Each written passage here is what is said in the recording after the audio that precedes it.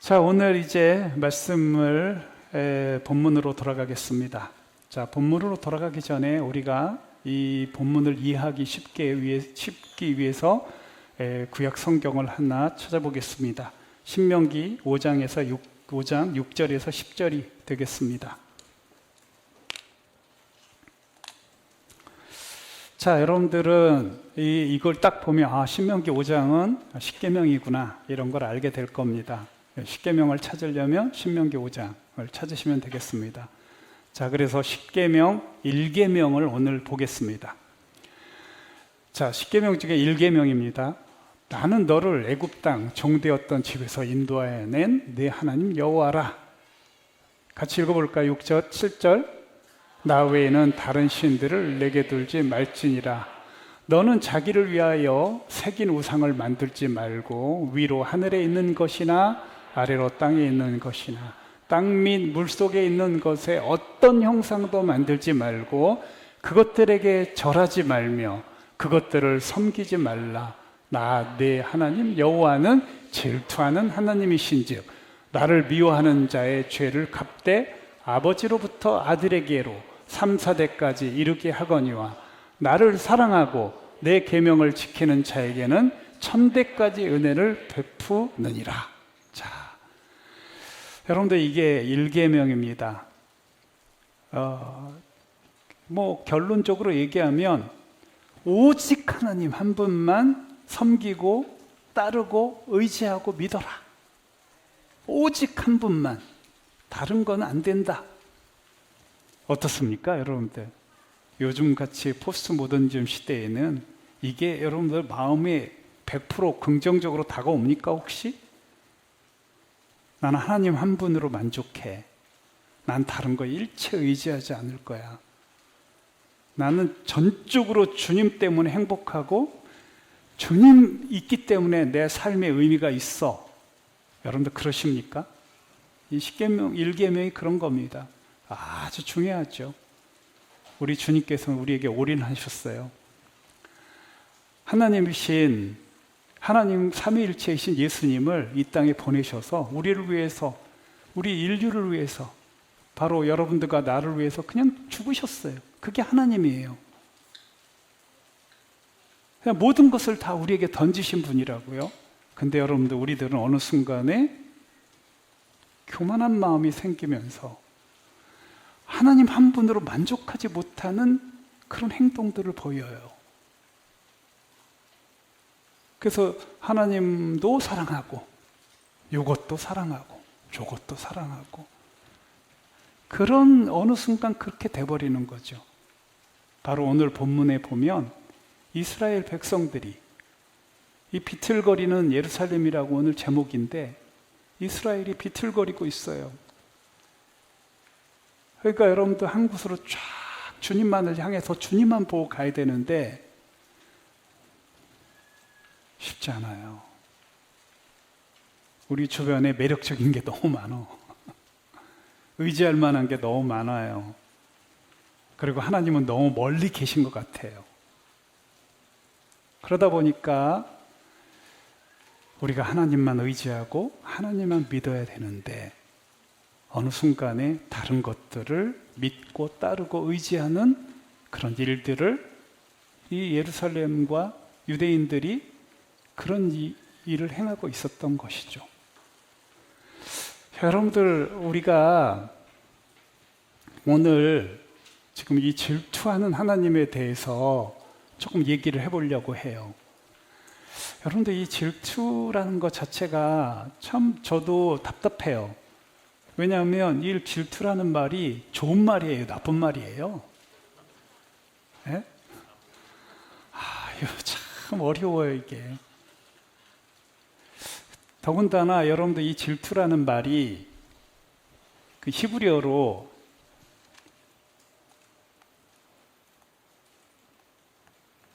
이 카나라는 말이에요. 근데 이게요, 우리 성경에서 번역할 때 이거를 뭐라고 번역하냐면 질투로도 번역하고 또 시기로도 번역해요. 그리고 맞아요. 이 시기를 찾아보면 성경에 나온 시기를 찾아보면 칸나로 돼 있어요. 질투를 찾아보면 또 칸나로 돼 있고. 야, 이게 도대체 뭐냐? 제가 만약에 구약을 전공 안 했더라면 잘 몰랐을 거예요. 여러분들, 질투는 좋은 거예요. 왜? 하나님은 질투하는 하나님이셔요. 여러분들, 하나님이 질투하신다면 그 질투는 좋은 거죠. 하나님은 선하시니까 질투는 좋은 거죠. 근데 여러분들, 우리가 혼돈해서 쓰는 것 중에 하나가 질투가 시기적으로 가면 안 좋은 거예요. 이거는. 왜냐하면 제가 구약 전공하면서 우리 교수님께 그렇게 배웠어요. 질투는 자기의 것을 가지고 하는 게 질투다. 시기는 남의 것을 가지고 하는 게 시기다. 그래서 여러분들, 시기가 뭐냐면 남 잘 되는 꼴을 못 보는 게 시기예요. 자기하고 아무 상관도 없는데, 어떻게 보면 자기하고 무관한데 누가 이웃이 뭐 밭을 사면 배가 아프다고 하는, 그게 사람의 본성인 것 같습니다. 그런데 질투는요, 자기 것을 가지고 하는 게 질투예요. 바로 하나님께서는 우리를 위해서 모든 것을 다 우리를 위해서 집중하시고, 우리만을 사랑하시고, 우리만을 위해서 존재하시는 분 같은 그분은, 우리 사람이 자기에게 하나님도 올인해서 사랑하셨는데, 우리 사람이 자기 백성이, 뭐 안 믿는 사람 말고 자기 백성, 자기 자녀들이 자기에게 올인해 주길 바라는 거예요. 안 하면 질투하셔. 안 하면, 여러분도 질투, 이 카나가 그 어근이 뭔지 아세요? 심히 얼굴이 붉어지거나 까매진대요. 이게 카나의 원래 어원이 그거예요. 그러니까 여러분들, 분노. 하나님께서는 오직 하나님 한 분으로 만족하지 않는, 또 하나님을 의지하지 않는 사람들을 향해서 분노하셔. 얼굴이 새빨갛게 되는 그런, 우리 하나님이 진짜 그렇게 된다는 게 아니라 이미지가 그렇다는 거예요. 너무너무 싫어하시고 힘들어하시고 자기 모든 것을 다 줬는데, 너희들은 어쩌면 그렇게 나를 홀대하고 다른 사람에게 찾아가고 다른 우상에게 절하고 그러냐. 이게 우리 하나님의 그 질투의 하나님이에요. 질투의 하나님. 저는 제가 옛날에 한번 얘기했을 거예요. 저는 질투가 나의 힘이에요. 저도 모든 것을 다 주님께 던졌거든요.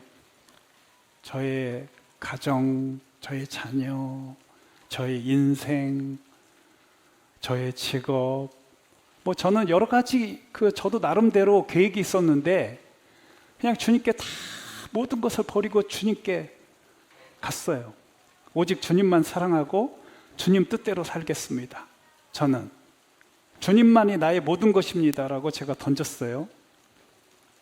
주님이 가라면 가고 멈추라면 멈추겠습니다 하고 던졌습니다.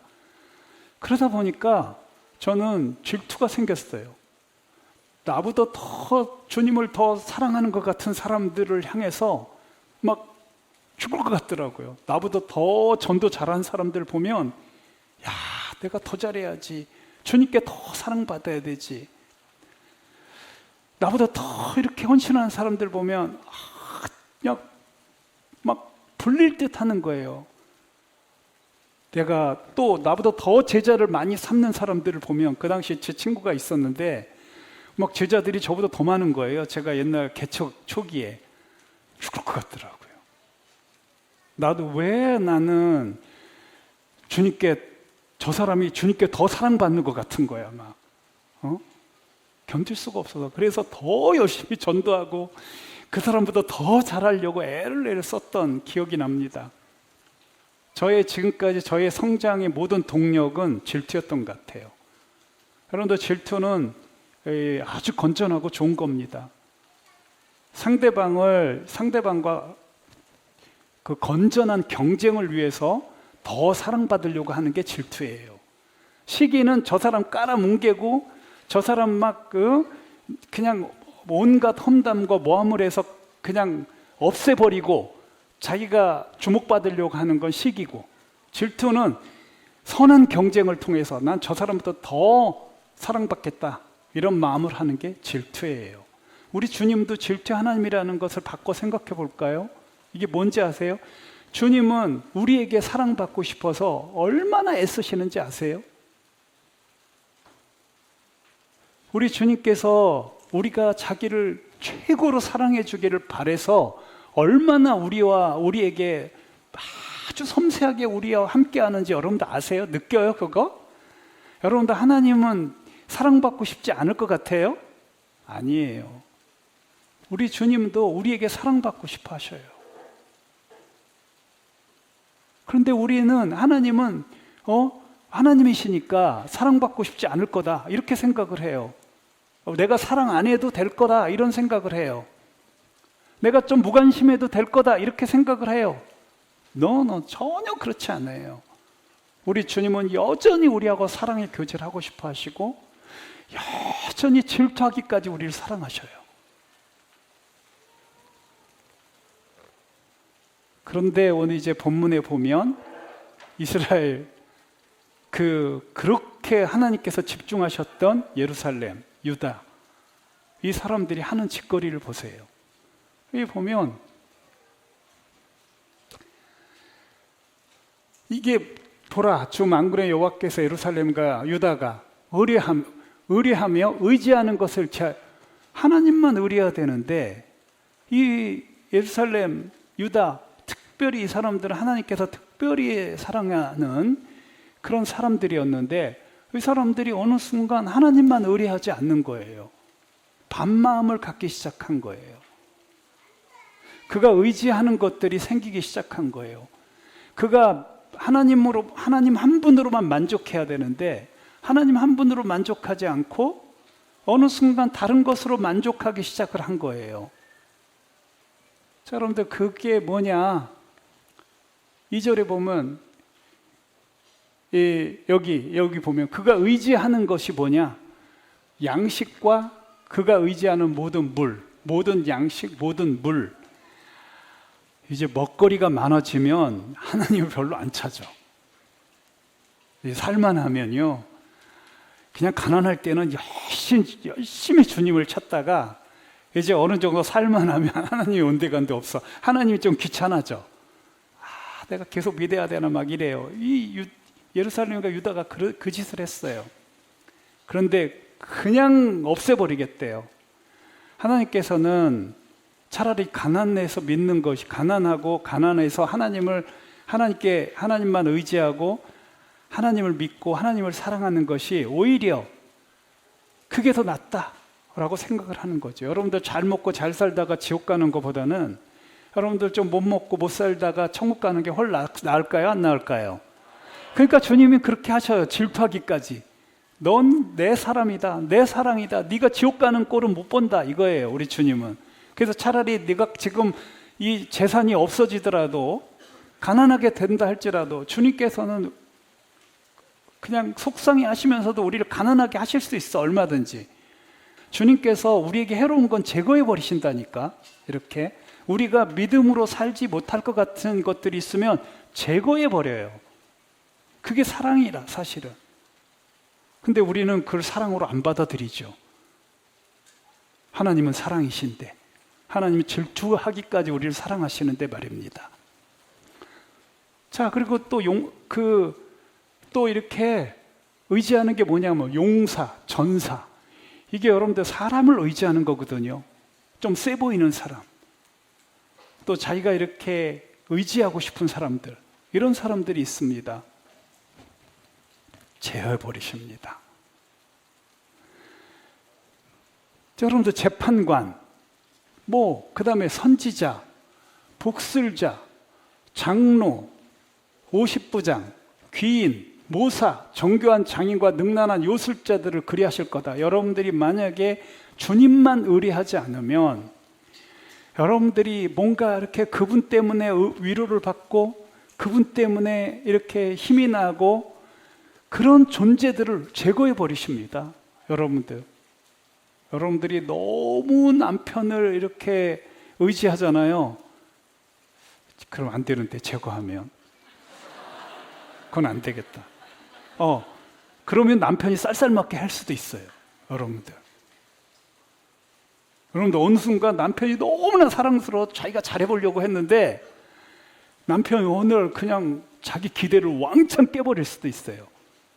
또 아내도 그럴 수 있어요. 아내가 너무 사랑스러운데 어느 날 그냥 막 강팍하게 행동을 해버려. 아내가 갑자기 저 사람 왜 그래 막 이럴 때는 내가 내 아내를 의지하려고 했고 내 남편을 의지하려고 했구나. 또 여러분들 자식이 너무 사랑스러워요. 막 그냥 자식만 보면 행복해지고 막 모든 스트레스가 풀려요. 그 자식 그냥 완전 실망하게 해버립니다. 그 자식이 말도 지긋지긋하게 안 들어 그날따라. 왜? 주님은 질투한 하나님이시라. 자기보다 더 사랑하는 게 있으면 주님은 그런 걸 제거해 버리신다니까. 여러분들이 만약에 MJ들 너무나 사랑하고 너무나 이렇게 기대고 싶고 막 사랑받고 싶으세요? 우리 장로님들 여기 50부장들 그냥 제거해 버려. 그냥. 여러분들 나 죽게 만들지 마세요. 여러분들은 저를 통해서 우리 하나님을 더 알아가는 저는 도구에 불과한 거예요. 우리 장로님들 50부장들 다 마찬가지예요. 그냥 여러분들이 주인공이야. 여러분들을 위해서 그냥 징검다리, 계단에 불과해요. 그런데 여러분들 어느 순간 여러분들 지도자들 또 영적 지도자들 이런 사람들을 의지했다가는 그냥 제거해 버립니다. 여러분들에게 그날따라 쌀쌀 맞아져. 여러분들 혹시 저에 대해서 좋은 마음을 가지고 이제 목사님 한번 MJ를 보려고 했는데 제가 어느 날 그냥 아는 척도 안 하고 쌩 가버려. 그리고 막 함부로 막 어쩔 때 막 저도 모르게 막 안 좋은 얘기를 할 수도 있어. 저는 아무것도 아니. 근데 여러분들 저를 통해서 주님을 봐야 되는데 저 선에서 딱 머물러 있다. 또 여러분들 50부장이나 장로님들, 여러분들 10부장들 이런 사람들만 의지해서 아니에요. 그분들은 여러분들이 돕는 사람일 뿐이라. 진짜 우리의 왕이고 주인은 주님 한 분밖에 없는 거예요. 근데 어느 순간 이 이스라엘 사람들이 하나님이 아니라 당장 보이는 사람을 의지하려고 하는 거죠. 힘세 보이는 사람, 뭔가 이렇게 자기를 충분히 격려하고 위로해 줄 사람을 찾는 거예요. 그 하나님에게 가야 되는데. 그래서 주님께서 그거 다 제거해 버리신대요. 그래서 여러분들이 어느 순간 그걸 깨달아야 돼. 주님께서 진짜 나를 사랑하시는구나. 내가 조금만 더 사랑하려고 하는 것들을 계속 제거해 버리시는구나. 오로지 주님만 집중하라고. 그러면서 여러분들 깨달으셔야 돼. 그렇구나. 주님께서 내가 지금 헛짓을 하고 있었구나. 내가 비틀거리고 있었구나. 주님만 바라보지 않고 어느 순간 사람을 의지하고 있었구나. 어느 순간 돈을 의지하고 있었구나. 어느 순간 점쟁이한테 찾아가고 있었구나. 이스라엘 사람들이 그 짓을 했어요. 제가 제 친구 중에 동기 중에요. 참 희한한 분이 있어요. 목사님인데요. 곤지암 그쪽에서 사역을 하시는 분인데 그분은 하여간 그 점쟁이 있잖아요. 이런 그 샤먼들 전도에 이분이 은사가 있어. 그래서 자기 교인 중에 반 정도가 무당, 점쟁이들 했던 사람들을. 그 교회가 그래요. 그래서 그 목사님 만나면 그 얘기 자주 해. 뭐라고 하느냐면, 그런데요. 그 점쟁이들이, 또 무당들이, 이렇게 이제 좀 신령한 무당들은 안 돼요. 저 크리스찬이라는 거를 안답니다. 그러면 그냥 막 고통을 친대요. 네 하나님한테 물어보지 왜 나한테 물어보러 오냐고. 네, 그 목사님이 그 교인 중에 간증을 들어가지고 그 얘기를 하더라고요. 야, 네 하나님께 물어보지 왜 나한테 물어보러 와? 그런데요, 크리스찬들에게. 참 미친 거죠. 그 크리스찬은 우주를 통치하시는 하나님께 안 물어보고 그 점쟁이에게 물어보러 간다는 게 말이 되냐고요. 근데 이스라엘 사람들이 그 미친 짓을 했어요. 하나님께 물어보면 될 거를 하나님께 안 물어보고 점쟁이한테 가서 물어봤다는 게, 여기 복술자, 요술자 다 그런 거예요. 그래서 이제 4절을 보겠습니다.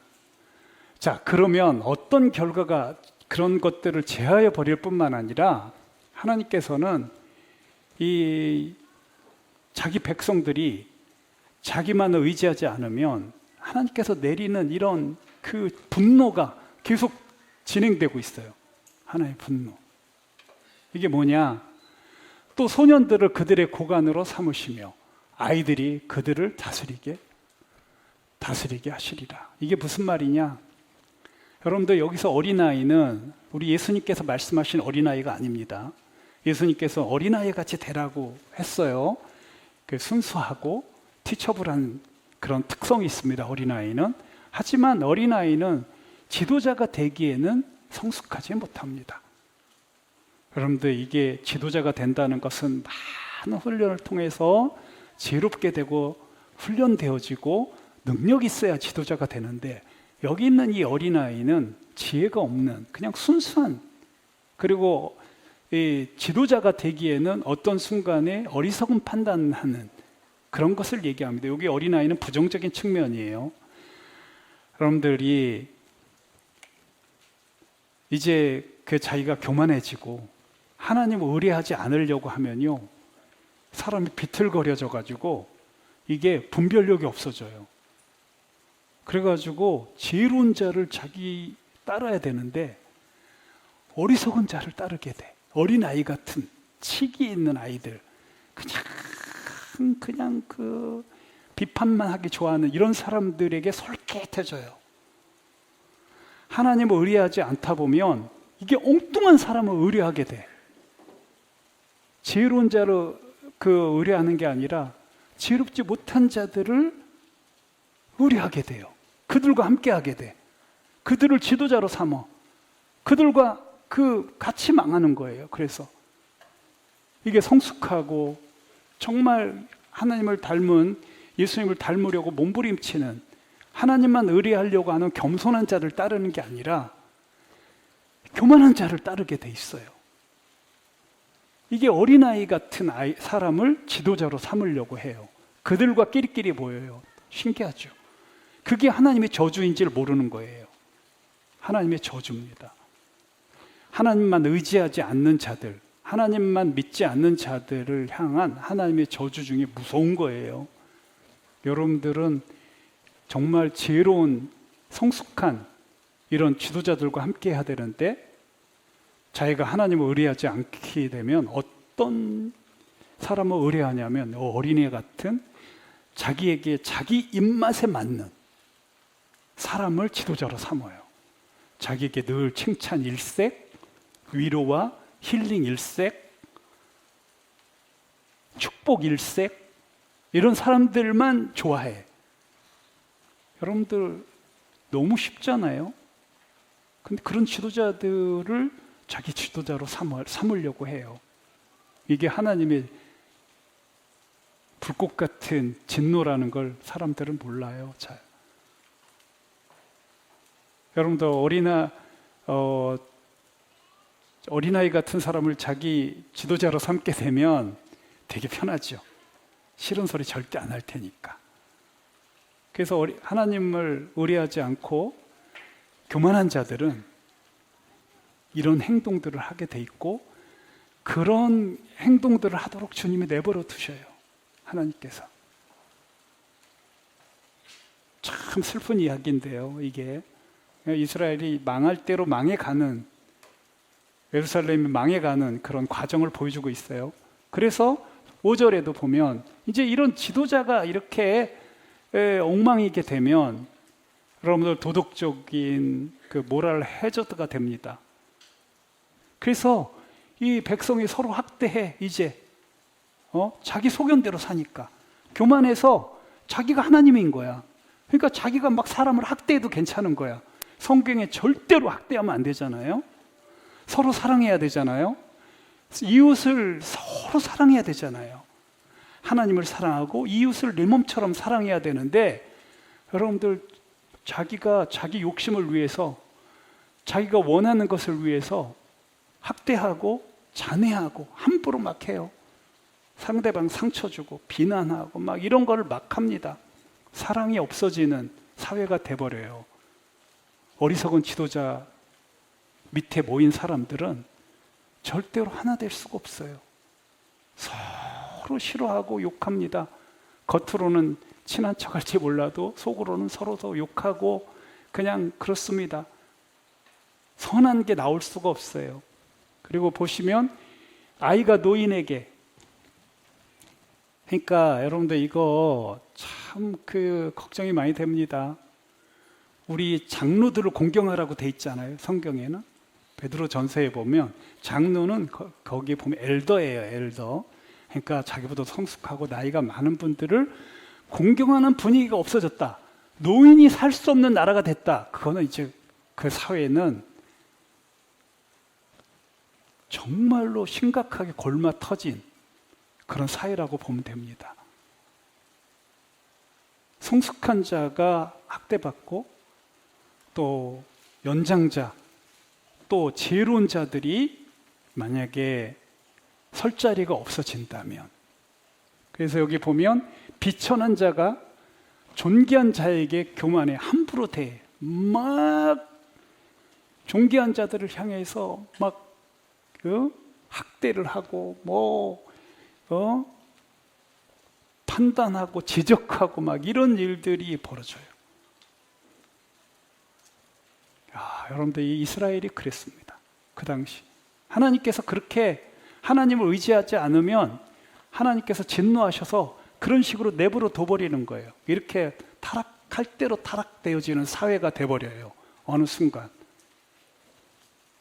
완전히 도덕적인 해이가 일어나게 돼버리죠.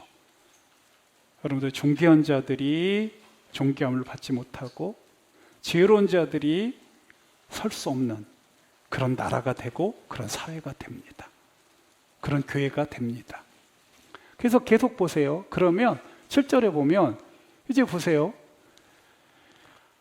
이제 하도 이제 힘들고 어려우니까 지도자가 없는 그런 지혜로운 지도자가 없으니까 이제 사람들이 너무 힘들죠. 너무 힘드니까 여기서 보면 혹시 사람이 자기 집에서 자기 형제를 붙잡고 말하기를 내게는 겉옷이 있으니 너는 우리의 통치자가 되어 이 폐허를 내 손안에 두라 할 것이며, 그러니까 완전히 망가질 대로 망가진 그런 단체나 나라나 교회나 그날에 그가 소리를 높여 이르기를 나는 고치는 자가 되지 아니하겠노라. 내 집에는 양식도 없고 의복도 없으니 너희는 나를 백성의 통치자로 삼지 말아라. 지금 여러분들 겉옷만 있어. 이 사람은 다 발가벗었는데, 여러분들 아까 얘기한 대로 하나님이 이제 그 질투로 인해서 하나님을 의지하지 않는 자들을 향해서 우리 하나님께서 정말 분노하시는 그런 현상 중에 하나가 지도자도 없고 가난하게 되고 막 뒤죽박죽된 인생을 사는 거예요. 그 단체가. 근데 그 중에 좀 괜찮은 사람을 이제 택하려고 해. 사람들이 겉옷이나마 있는 사람들 다 벌거벗겨졌는데 아무것도 없어. 모든 것이 다 망가지고 비틀거리고 있는 상황에 그나마 조금 괜찮은 사람을 향해서 우리 지도자가 돼주세요 그랬는데 그도 싫어해. 여러분들 사회가 혼탁해지고 교회가 혼탁해지면 의인들이 설 자리가 없어져요. 여러분들 터가 무너지면 의인이 어찌 설고 하는 시인의 탄식이 있습니다. 여러분들 터가 무너지면 의인들도 다 여러분들 피합니다. 지금 그런 걸 얘기하고 있는 겁니다. 여기서 아무도 지도자가 되려고 하지 않아. 왜? 지도자 돼봐야 비방만 받고 지도자가 돼봐야 그냥 계속 사람들이 그냥 존귀하게 여기지도 않고 막 방해하고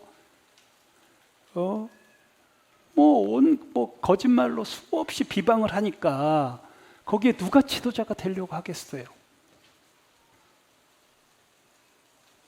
우리 교회도 지도자 그 급이었던 우리 그 멘토들도 굉장히 위축됐어 지금. 워낙 비방을 많이 해가지고 우리 멘토들 여러분들 좀 그만하셔 이제. 그래가지고 다시는 멘토 되지 않겠다고 하는 분들도 있어 보여요. 자기가 죽도록 헌신했는데 그걸 존귀하게 여겨주지 않는 거야. 여러분들이 맨날 비난이나 하고 트집만 잡으려고 하고 한 번이라도 이쁜 짓 안 하는 어떤 이런 것들이 우리 그 멘토들이 다 지친 것 같아요. 참 마음이 아파요. 저는 그런 걸 보면서 야, 우리 교회가 주님만 의뢰하지 않고 뭔가 다른 것을 의뢰하지 않았나 하는 그런 반성을 해봅니다. 우리가 오직 주님만을 오직 한 분으로 만족하고 그분만 의지하고 그분만 사랑하고, 근데 어느 순간 우리는 하나님보다 더 의지하고 더 사랑한 그런 일들을 우리 교회가 하지 않았나 이런 생각을 하면서 수없이 제가 성찰하고 우리 교회는 오로지 한 분만 바라보고 가야겠다는 그런 결단을 다시 한번 하고 그렇게 하려고 몸부림치려고 하고 있습니다. 우리 그렇게 합시다. 우리. 자, 그런데 마지막으로 한 가지만 여러분들에게 말씀을 드리려고 합니다. 이 교만과 관계된 건데요. 이제 이겁니다. 이쪽으로도 가야지. 아니, 이런 게 많이 있어가지고 저도 모르게 여기. 자, 여러분들, 우리가 하나님 한 분으로 만족하지 못하게 하는 그 우리 마음속의 그 교만, 뭔가 나도 옳지 않은가, 그리고 뭔가 이렇게 하나님만 의지하고 하나님 말씀대로만 사는 게 좀 쫌생이 같고, 좀 이게 뭔가 이게 말도 안 되는 거 아니냐, 이런 생각들 있지 않아요, 여러분들? 다른 길이 있지 않나? 뭔가 이렇게 꼭 말씀대로만 살아야 돼? 왜 그런데? 뭔가 이게 답답하고 꽉 막힌 것 같고 뭔가 편하지 않아. 그래요? 빨리 얘기해 봐요. 저도 그래, 나도 고백.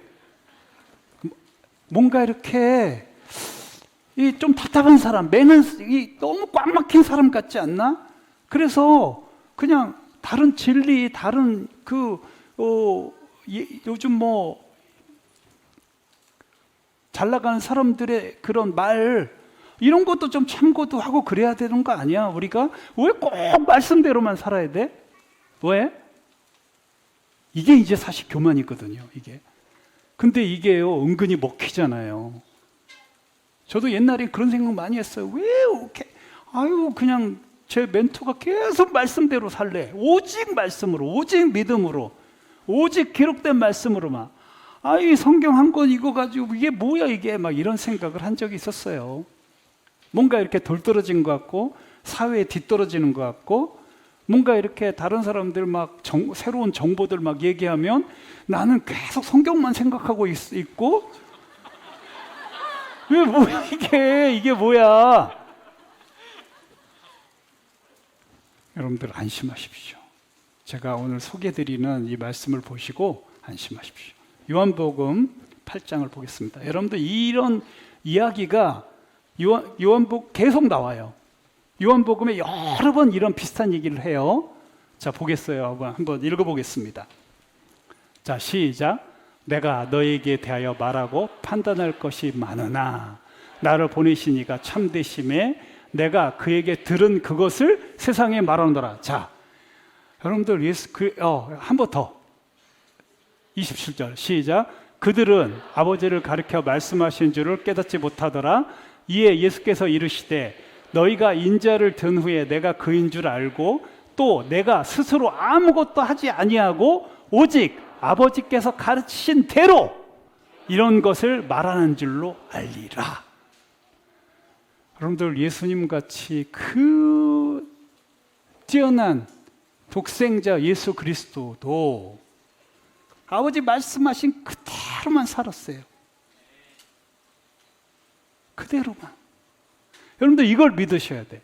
여러분들, 제가 여러분들 성경 이 한 권은 필요 충분하고 이 책은 살아있고 여러분들 세상에 있는 모든 사상과 모든 진리와 모든 가치 있는 것보다 이것이 100만 배, 1억 배 뛰어나다는 거. 이 말씀대로 사는 것이 진정한 지혜고 진정으로 행복한 것이고 모든 것이라는 거 여러분 믿으시기 바랍니다. 그 결과가 뭐냐? 나를 보내시니가 나와 함께 하셔. 여러분들 주님 말씀대로 살면은 뭔가 여러분들 주님 말씀이 아니라 다른 것을 찾으면 주님이 함께 하시지 않아요. 그래, 넌 네 맘대로 살아라. 그냥 네 생각대로 살아라 그래요. 진짜 사랑하면 그거 제거해버리고 나를 보내시니가 나와 함께 하시도다. 나는 항상 그의 기뻐하신 일을 행함으로 그님 말씀대로 살기 때문에 그분은 나를 기뻐하고 나와 함께 하시고 이게 그 주님께서 우리에게 가르치신 교훈이에요. 주님은 오로지 우리 하나님 아버지께 배운 거 외에는 다른 거 하나 안 하신다고 요한복음에 여러 번 나와요. 그 중에 하나야. 그래서 여러분들 그 결과가 뭔지 아세요? 이 말씀을 하시니 아심에 많은 사람이 믿더라. 이게 이 맥락에서 나오는 말이에요. 31절 32절이 뭐라고요? 그러므로 예수께서 자기를 믿는 유대인들에게 이르시되 너희가 내 말에 거하면 참으로 내 제자가 되고. 그러니까 내 말에 거하는 건 꼭 하나님 말에 거하는 거거든요. 나는 하나님 말씀 외에는 다른 거 가르친 적이 없다. 그러니까 내 말에 거하면 너희들이 참 제자가 되고 뭐라고요? 같이 진리할지니 진리가 너 자유케 됩니다. 여러분들이 말씀대로 살면 진짜 자유인이 돼요. 여러분들은 말씀 아니고 다른 것을 찾으면 자유로울 것 같죠? 아니에요. 오직 기록된 말씀으로만 살 때 진정한 자유가 있습니다. 믿으십니까? 믿으세요. 흔들리지 마시기 바랍니다. 우리 어린아이가 여러분들 아멘 안 하신 분들은 어린아이가 여러분들 부끄럽게 하는 거예요. 여러분들 자유 얼마나 좋아요. 프리덤 얼마나 좋습니까? 그런데 그 말씀대로 살 때 진정한 프리덤이 있는 거예요. 말씀대로 살지 않을 때 여러분들은 정말로 자유가 없어집니다. 답답해집니다. 그래서 예수님 같은 위대한 분도 이 땅에 오실 때 나는 하나님, 난 스스로 말하는 게 아니야. 내가 말하는 건 다 우리 아버지께서 나에게 가르치신 대로 나는 사는 거야. 그러니까 나는 의롭고 나는 정당하다. 그래서 너희들도 내 말을 거하면 우리 하나님 말씀에 거하는 거하고 똑같다. 나는 우리 하나님하고 똑같다 하고 예수님이 말씀하신 거예요.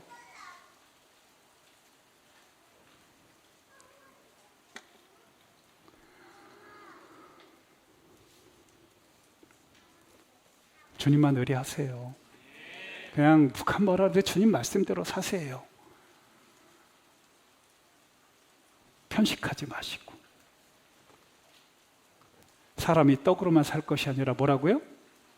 하나님의 모든 말씀, 모든이에요, 모든. 여러분들 말씀 중에 어떤 것은 취하고 어떤 것은 버리는, 그것은 하나님을 어떤 부분은 의뢰하고 어떤 부분은 의뢰하지 않겠다는 거예요. 우리의 모든 삶, 모든 생각, 우리 모든 말, 모든 행동 다 하나님 말씀 그대로 여러분 살면은 진정한 자유인이 됩니다. 기도하겠습니다.